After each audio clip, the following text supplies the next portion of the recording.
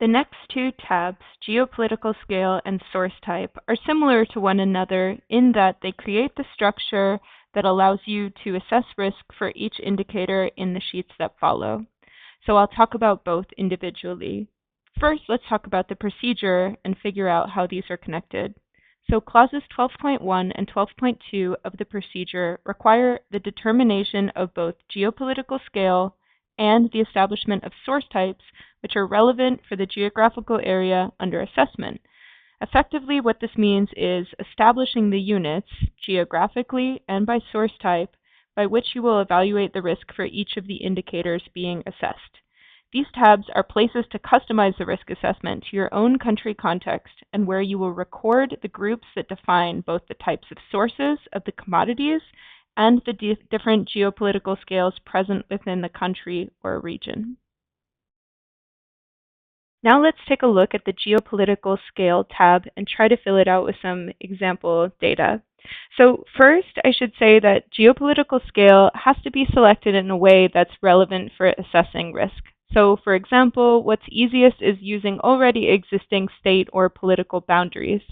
So for example, some states in a country might have higher risk for certain indicators than others, and we need to be able to distinguish that.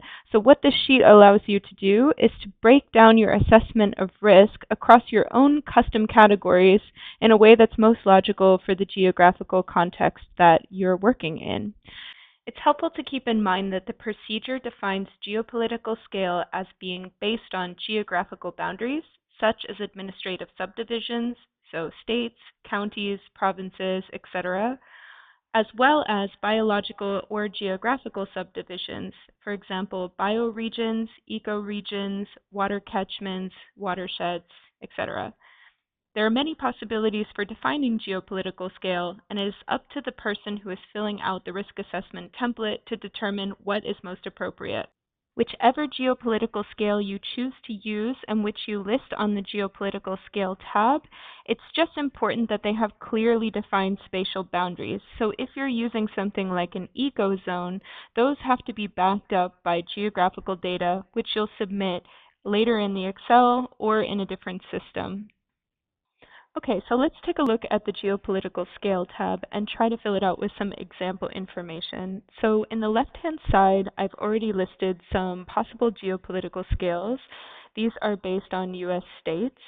And maybe this is not the best way to organize a risk assessment of the US, where each state might have a different level of risk. Maybe going by region is more appropriate. This is where it becomes the responsibility of the person filling out the risk assessment template to decide which geographical scale is most appropriate for the country context. In this case, I'm going to go ahead with these state designations, and for each one, I'll describe the forests that are present at that geopolitical scale. So trying to create a picture or an understanding of what the state of forests are like in Virginia compared with Oregon. I might list several, like temperate, deciduous, separated by semicolons, or you can go into more detail. Here, in the column that asks for differences in legislation compared to national level, again, think about differences in legislation between the states, in this case, or the other geopolitical scale that you've devised, compared to the national level, if it exists. For example, perhaps Oregon has stricter laws when it comes to I don't know, something else compared to the US. This would be the place where I would indicate it here so that we can track how risk falls differently across different geopolitical boundaries.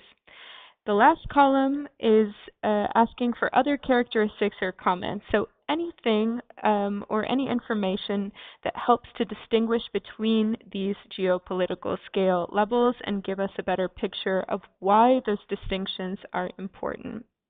You'll see that the last column has a placeholder for GIS data, and this asks for submitting the reference to the associated geopolitical scale. This is because we acknowledge that Excel is probably not the best tool to be using to upload giant shape files and geographic data like GIS. So instead, right now, we just have a placeholder where you can input a reference number, a file name, anything that is linked to the particular shapefile that's related to the geopolitical scale listed on the left. Let's have a look at the source type sheet, and I've already filled it out with some example information here, again drawing from Vietnam. So remember in the left column, it's asking, just as in other sheets, for a unique name. So this could be source type 1, source type 2, source type 3, as I have it here, or it could be some combination of the other information that's captured here. So if you only have one plantation forest, you could call that your source type. A brief description, so source type 1 we know is a state-owned rubber plantation on agricultural land. Each bit of information then is broken down. So land classification, this is asking if it's forest or non-forest. Usually in all cases it will be forest unless you're filling it out for a different kind of commodity. The type of forest, this is an open fill cell, so you can put in whatever you like here. Usually the answer will be plantation or natural forest, but of course if any other forest type is relevant to your country or region, you can include that here. Ownership type, this is a drop-down box where you'll select from multiple options. So for example, public, private, corporate, state, indigenous, or community forest. You can also select other, but if you select other, be sure to add a description or a specification of what you mean here in this final column, other comments. The sheet also asks for information on the management regime. So here we have a few options that are targeted towards the FSE system. We have SLIMF, which is small or low intensity managed forests, non-SLIMF, and particular planning requirements.